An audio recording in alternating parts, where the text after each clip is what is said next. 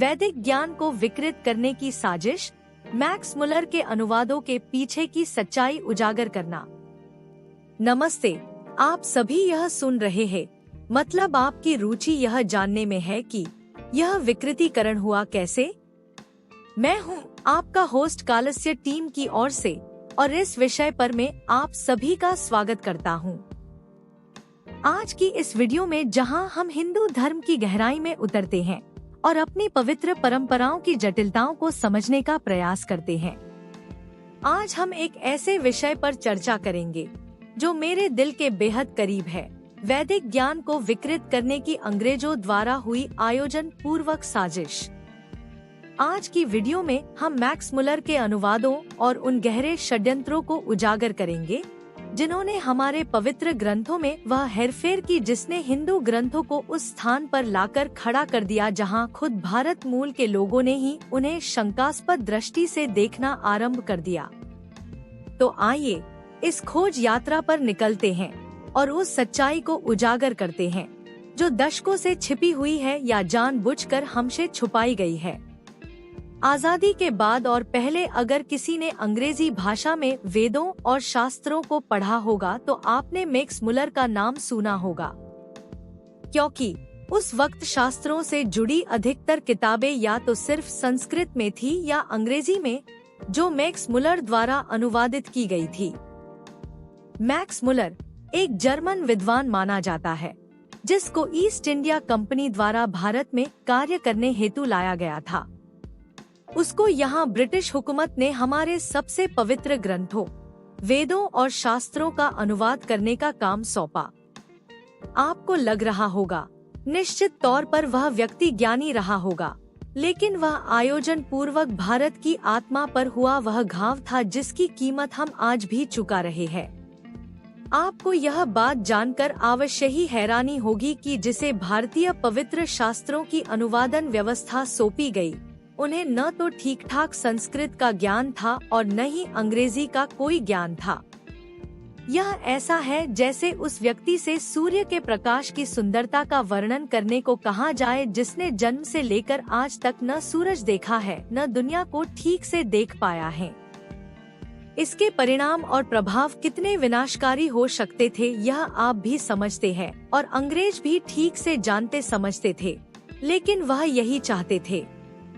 वह क्या चाहते थे और वह क्या कर पाए यह हम आज तक महसूस कर पा रहे हैं। एक पूरी अंग्रेजों से प्रभावित पीढ़ी ने भारतीय शास्त्रों का अध्ययन और चिंतन उसी दृष्टि से किया जिस दृष्टि से अंग्रेजों ने उसका अनुवाद करवाया था।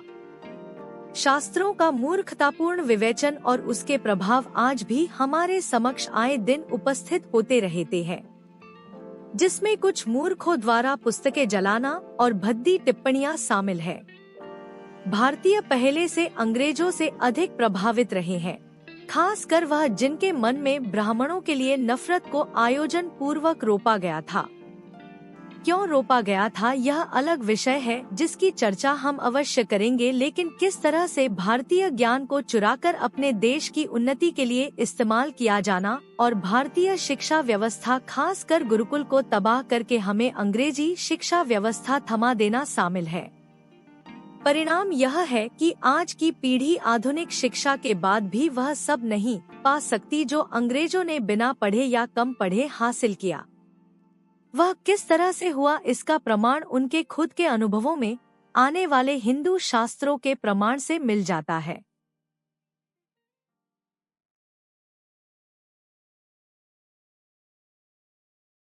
अपने विषय पर वापस लौटते हैं। मैक्स मुलर अंग्रेजों द्वारा भारतीय ज्ञान प्रणाली पर लगाई गई वह कील थी जिसने हिंदू धर्म की नींव को कमजोर करने की प्रणाली को प्रारंभ किया। लेकिन ब्राह्मणों का ज्ञान और गुरुकुल उनके लिए सबसे बड़ी चुनौती थे। यही वजह थी एक और अंग्रेज मैकोले को भारत में लाया गया जिसने भारतीयों को जन्म से भारतीय रहने दिया, लेकिन शिक्षा और मानसिक स्तर पर अंग्रेज बनाने के हर संभव प्रयास किए।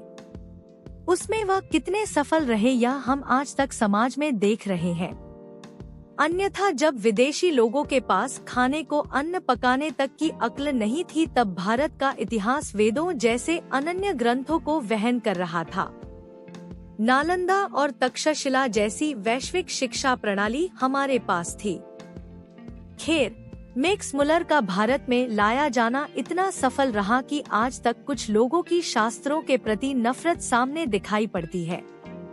यह जानते हुए कि उन्होंने शास्त्र जहां से पढ़े हैं वह सोर्स ही गलत था, कुछ पीढ़ियां तो उसी सोर्स को सत्य मानकर उस पे विवेचन करते हुए चल बसी। यह विवेचना जो कि गलत थी, खासकर उन्हीं लोगों द्वारा हुई जो अंग्रेजों की चाल के अनुसार जन्म से तो भारतीय थे लेकिन मन से अंग्रेज, जिन्हें संस्कृत नहीं आती थी लेकिन अंग्रेजी अच्छे से सीख चुके थे। जबकि शास्त्र बिना संस्कृत समझना ही मुश्किल है, उसमें भी शास्त्रों का काल आदि संस्कृत में वर्णित माना जाता है, यानी कि प्राचीन संस्कृत का स्वरूप कुछ अधिक जटिल रहा है।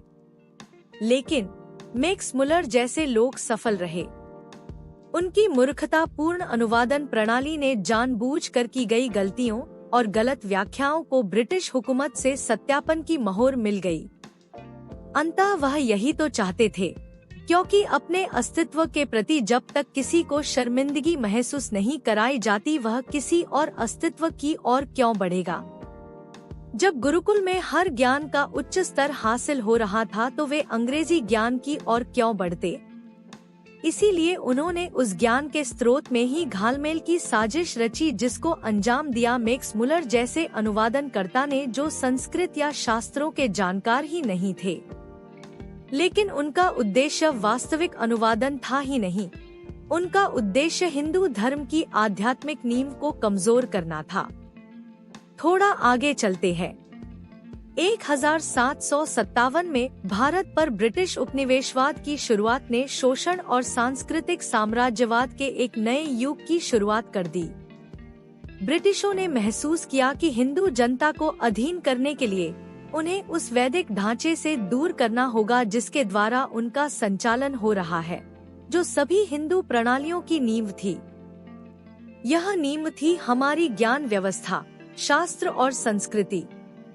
लेकिन इसका उन्मूलन ब्राह्मणों के होते हुए अत्यधिक मुश्किल था, क्योंकि धार्मिक, सांस्कृतिक और व्यावहारिक ज्ञान के साथ समाज का व्यवस्थापन से लेकर राजकीय मीमांसा शास्त्रोक्त तरीके से संचालित थी।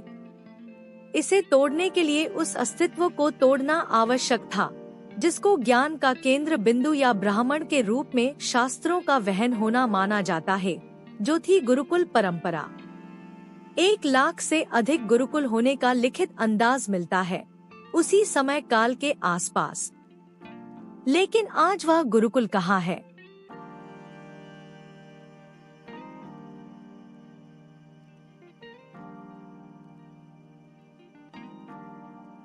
इसी व्यवस्था को तोड़ने के परिणाम स्वरूप हमारे पवित्र ग्रंथों को विकृत और उसके ढांचे में हेरफेर करने का एक व्यवस्थित प्रयास शुरू हुआ, जिससे एक ऐसी विचारधारा बनाया जा सके जो उनके उपनिवेशवादी उद्देश्यों को न्यायोचित ठहरा सके।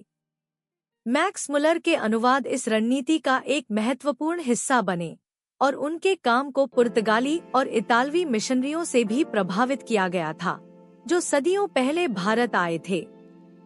भारत को जाति, जो कि कभी भारतीय व्यवस्था रही नहीं, शब्द का उल्लेख शास्त्रों के अनुवाद में मिला दिया गया। आप इंटरनेट पर खोज लीजिए शास्त्रों का उद्भव कास्ट शब्द के पुर्तगीज शब्द में उद्भव से पहले का है, तो फिर वह शास्त्रों में कैसे आया? इसे लाया गया जाति के आधार पर शास्त्रों ने बांट दिया। यह आजकल कहना फैशन बन चुका है, लेकिन एक भी शास्त्र में हमें जातियों का वर्णन नहीं मिलता। जातियों का वर्णन अगर इंटरनेट पर ढूंढे तो मिलेगा कि भारत में दर्ज जातियों को ब्रिटिश औपनिवेशिक सरकार ने 1901 की जनगणना के दौरान दर्ज किया था। यह जनगणना भारत के तत्कालीन जनगणना आयुक्त हर्बर्ट होप रिस्ले की देखरेख में की गई थी। रिस्ले की जनगणना रिपोर्ट में भारत में कुल 2378 जातियां और उपजातियां सूचीबद्ध थी। हालांकि यह ध्यान देने योग्य है कि इस संख्या पर विवाद हुआ है और इसकी कार्यप्रणाली संबंधी सीमाओं और पूर्वाग्रहों के लिए आलोचना की गई है। लेकिन चूंकि भारत को बांटना था, पूरे विश्व ने जिस सेंसस को नकार दिया यह कहकर कि यह वाहियात है, भारत में इसको लागू किया गया। अगर यह सच में होता तो वेद, पुराण या जिस पर सबसे अधिक विवाद रहता है, उस मनुस्मृति में ही आप कहीं से भी 2378 जाति का नाम दिखा दीजिए। और कमाल की बात सुनिए, आज यह आंकड़ा 3000 जातियां और 25,000 उपजातियों तक पहुंच गया है। क्या यह अनुसूची आपको सनातन से संबंधित वैदिक किसी भी ग्रंथ में मिलती है? आगे आप खुद सर्च कर लीजिए। कुछ मैंने एआई से पूछा है, आप देख लीजिए।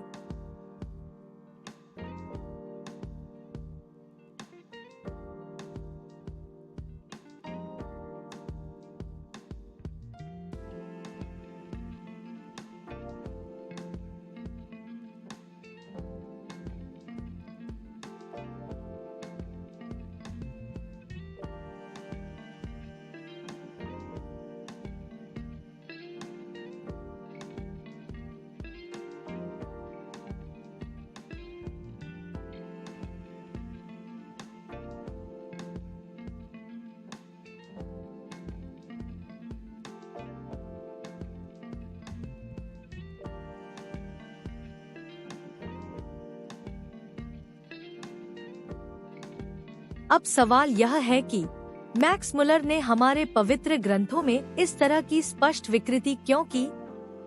वैसे तो ऊपर की चर्चा से आप समझ चुके हैं, लेकिन फिर भी हम रिकॉर्ड के हिसाब से चलते हैं। तो इसका उत्तर उनके अपने शब्दों में मिलता है। उनका मानना था कि हिंदू धर्म की आध्यात्मिक नींव को कमजोर करके वे हिंदुओं का ईसाई धर्म में रूपांतरण आसान बना सकते हैं। यह एक चौंकाने वाली स्वीकारोक्ति है, लेकिन उनके काम के पीछे की वास्तविक मंशा को भी स्पष्ट तौर पर उजागर करती है। वे हिंदू धर्म को ईसाई प्रभुत्व के लिए एक खतरे के रूप में देखते थे और इसे नष्ट करने के लिए पूर्ण रूप से प्रतिबद्ध थे। और जो बात और भी अधिक चौंकाने वाली है, वह यह है कि उनके काम को ब्रिटिश उपनिवेशवादियों का समर्थन था और यह सब कार्य करने के लिए उन्हें ब्रिटिश सत्ता से वित्तीय सहायता भी प्राप्त थी, जिन्होंने इसे शोषण और हेरफेर की संभावनाओं के रूप में देखा। आज भी अगर समाज में कुछ हिस्सों में देखा जाए तो हमारे यहाँ भारतीयों को जन्म से भारतीय रखने और मानसिक तौर पर अंग्रेजों जैसा बनाए रखने में उनकी मेहनत रंग लाई है।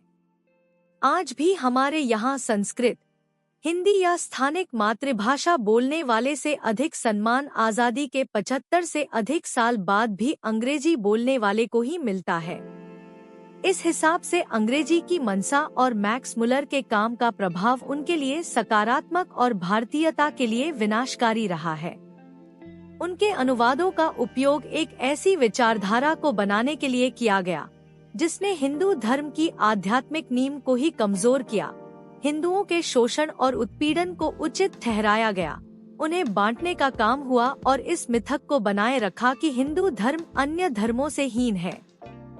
ताज्जुब की बात यह है कि हमने इस थ्योरी को मान लिया, उसी तरह जैसे डार्विन की उत्क्रांति और आर्य इन्वेजन की थ्योरी को माना।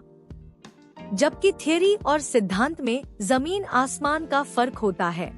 थ्योरी एक कल्पना मात्र है, कोई साबित किया गया सिद्धांत नहीं। लेकिन अंग्रेजों ने कहा तो सत्य ही होगा।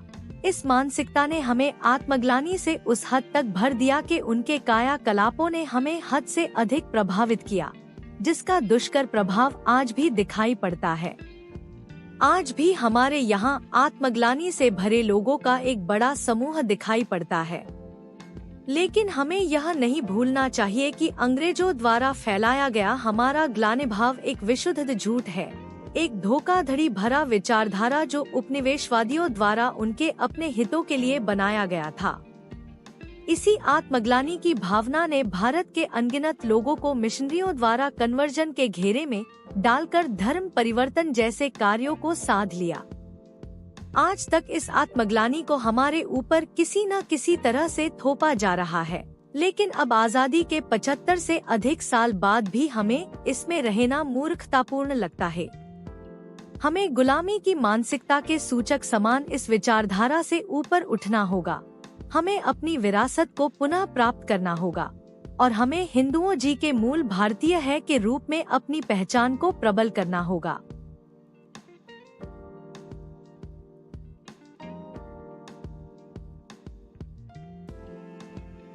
तो हम इस विचारधारा का मुकाबला करने के लिए क्या कर सकते हैं?